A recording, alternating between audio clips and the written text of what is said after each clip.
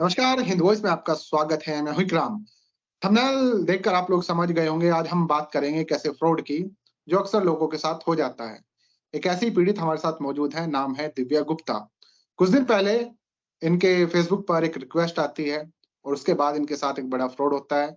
इन्हें तकरीबन 4 लाख का एक तरह से चूना भी लगाया जाता है और वो कैसे हुआ और फिर उसके बाद हम आगे ऐसा नहीं होना चाहिए उस पर चर्चा करेंगे।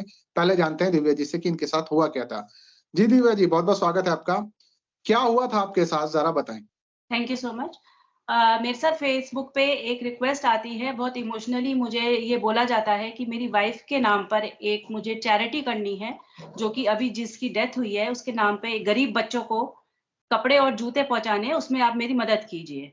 तो मैं एक ह्यूमैनिटी के तौर पे मैंने ये बात मान ली और मुझे बोला गया कि आपका पार्सल हम भेज रहे हैं, आप ट्रैक कर लीजिएगा। एक वेबसाइट मुझे दी जाती है, जिसमें ट्रैकिंग नंबर और सब डिटेल्स उसमें मौजूद रहती हैं।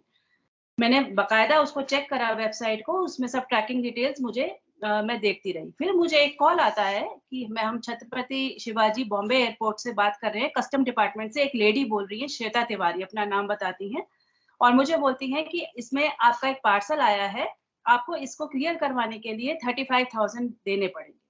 तो मैंने आगे बात करके जहाँ से पार्सल आता है तो उन्होंने मुझे ये बोला कि आप ये पैसे दे दीजिए, पार्सल में 40,000 जीबीपी हैं, आप उसमें से ले लीजिएगा। कितना तो पैसा कहा था उन्होंने कि वो आपको भेज रहे हैं? उन्होंने ये मुझे बोला 40,000 GBP, Great Britain pound. 40,000 GBP. जी, तो उसके बाद मैंने 35,000 दे दिए, उसके बाद श्वेता तिवारी मुझे बोलती हैं कि इसमें बहुत ह्यूज अमाउंट है, तो आप मनी लॉन्ड्रिंग के केस में हम आपको फँसा सकते हैं, पुलिस केस बन जाएगा, आप इसको छुड़वाने के लिए हमें रिश्वत दे दीजिए 1,10,000 की। अच्छा। वो मैंने उनको दी, उसके बाद कैसे दिया मुझे आपने वो? आपने उन्हें ऑनलाइन पेमेंट किया? उन्होंने हाँ जी, मुझे एक अकाउंट नंबर दिया था सेंट्रल बैंक का, अच्छा। उस सेंट्रल बैंक के अकाउंट नंबर पे मैंने वो ट्रांसफ़र किया था। हुँ।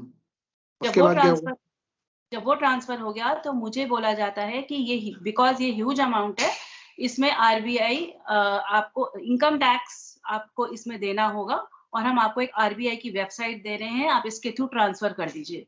ठीक है। 2,45,000 मुझसे बोले गए इनकम टैक्स और आरबीआई के नाम पे। एक ठीक। वेबसाइट दी गई, उसमें एकदम जेन्युइनली सब कुछ दिख रहा था कि सारी डिटेल्स और जैसे सब अधिकतर सब वेबसाइट मतलब एक जैसे तरह वर्क की कॉपी वेबसाइट बनाई है उन्होंने आरबीआई के नाम से। बिल्कुल। हुँ, एकदम रियल लग रहा था और जैसे सारी वेबसाइट होती है वैसे ही उसमें सीक्वेंस चल भी रहा था।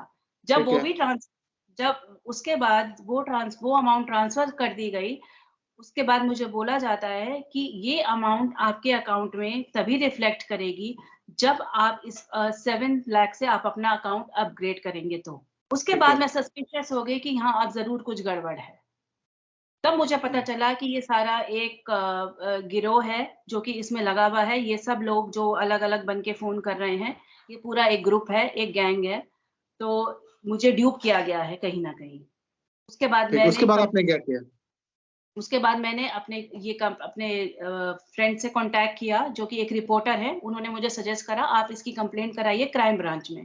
ठीक। दरियागंज क्राइम ब्रांच में मैंने इसकी कंप्लेंट रजिस्टर कराई, फिर एफआईआर हुई, सब डॉक्यूमेंट्स मैंने वहाँ पर दिए और उसके बाद से 3 या 4 जो आईओ हैं, वो बदल गए कुछ कोरोना के टाइम पे भी। तो अब कुछ लोगों की मुझे गिरफ्तारी ऐसा हुई लगता है? है आप हाँ जी। आपकी रिपोर्ट के बाद एफआईआर के बाद जो हम साइड में चला रहे हैं जनता दे इसके बाद कुछ गिरफ्तारी हुई, अरेस्ट हुए कुछ? तीनों तीनों अक्यूज़्ड अरेस्ट हो चुके हैं। एक अभी हुआ है recently last week accused arrest हुआ है और वो अभी गिरफ्तार है, जेल में है और उसके पुलिस को काफ़ी कामयाबी प्राप्त हुई और मुझे अब उसके लॉयर अप्रोच कर रहे हैं इस मामले को रफ़ा-दफ़ा करने के लिए। अच्छा, यानी कि आपसे समझौता के लिए, कॉम्प्रोमाइज़ के लिए उनका वकील आपसे कॉन्टैक्ट भी कर रहा है। एक बात बताएँ दिव्या जी, क्या लगा था, मन में क्या आया था कि आप किसी को जानते-पहचानते नहीं, कोई आउट ऑफ इंडिया अपने आप को बोल रहा है और आप उसकी मदद के लिए तैयार हो गई। मदद ही थी या मन में कुछ लालच भी आ गया था कि इतने करोड़ों रुपए आ रहे हैं हमारे पास में, तो क्या कारण रहा था? देखिए बेसिकली तो एक मदद था जैसे हमारे संस्कार हैं, हम मदद किसी की भी कर देते हैं। फिर अब हुँ, ये किसी की डेथ के नाम पे और गरीब बच्चों हम वैसे भी ये डोनेट करते रहते हैं, अपनी आम ज़िंदगी में हम कहीं न कहीं वृद्धाश्रम में हैं या कहीं पर भी हम डोनेट करते ही रहते हैं। तो जब ये ठीक एक है। रिक्वेस्ट है तो इंसान यही सोचता है एक और मौका मिल गया आपको डोनेट करने का, आप इनकी हेल्प कर दीजिए, इससे ज़्यादा कुछ नहीं था। तो यही सोच के आपने उनका प्रपोज़ल स्वीकार कर लिया। हाँ जी। उस समय मुझे ये नहीं पता था कि उसमें वो मेंशन कर रहे हैं कि इतनी ह्यूज अमाउंट है, वो उसमें मुझे बाद में बोलेंगे कि हम भेज रहे हैं, उस समय मुझे नहीं पता था, जब मैंने ये उनकी बात मानी कि मैं डोनेट कर हुँ। दूँगी कपड़े और जूते ऑर्फनेज में। अच्छा, अच्छा। तो आपको ये सारी चीज़ें नहीं पता था कि अगर इतना बड़ा अमाउंट आता है तो उसपे बहुत सारी चीज़ें वैसे भी प्रॉब्लम क्रिएट करेंगी, मुझे नहीं कस्टम पता था होगा। ये बात। तो अगर ऐसा किसी के साथ ना हो तो क्या कहना चाहेंगे आप? क्योंकि बहुत सारे लोगों के साथ आपके साथ हुआ, किसी और के साथ भी हो सकता है। मैं यही कहना चाहूँगी कि ये बहुत बड़ा गैंग है, ऐसे कई गैंग चल रहे हैं। बिल्कुल भी आप ऑनलाइन किसी भी ट्रांज़ैक्शन में बिलीव मत करिए, जो भी है आप फिज़िकली बैंक में जाके करिए, अच्छे से जाँच-पड़ताल करके करिए, सारी वेबसाइट्स को एक बार रीचेक करिए। आप किसी एक्सपर्ट एडवाइस को ले सकते हैं, अगर आपको कहीं पे भी शक है, एक्सपर्ट एडवाइस के थ्रू ही अपना नेक्स्ट कदम बढ़ाइए। बिना तो फिलहाल सोचे-समझे जो ऑनलाइन कोई जी, ट्रांज़ैक्शन नहीं। पुलिस की कार्रवाई से संतुष्ट हैं जो हो रहा है? अब जैसे थर्ड एक्यूज़्ड पकड़ा गया है, अगर अब मेरा पैसा मिल जाता है, तो शायद मैं इस चीज़ को पैसा नहीं मिला मानूँगी। अभी आपको? अभी कोई पैसा पैसा नहीं नहीं मिला है। मिला। हाँ, तो शायद मैं ठीक है, मानूँगी। किसी भी तरह की रिकवरी नहीं हुई है। जी नहीं। जी। बहुत शुक्रिया, आपने ये जानकारी दी जो आपके साथ घटना घटी। कुछ साल पहले, लॉकडाउन से पहले इनके साथ एक घटना घटी थी। आप लोगों से भी मैं इतना कहना चाहूँगा कि जो इनके साथ हुआ, वो आप लोगों के साथ ना हो, तो सचेत रहिए। किसी भी ऐसी इमोशन में आके, भावनाओं में आके अपनी ट्रांज़ैक्शन डिटेल या फिर ट्रांज़ैक्शन ना करें। जैसा दिव्या जी के साथ हुआ, वैसा आपके साथ हो सकता है। फिलहाल पुलिस ने कुछ गिरफ्तारी की है, लेकिन पैसा इनको वापस नहीं मिला है। तो हम उम्मीद करते हैं इनका पैसा वापस मिल जाए। तो ऐसे ही तमाम और बहुत सारे मैं पहले भी ऐसे कहीं किस पर बात कर चुका हूँ।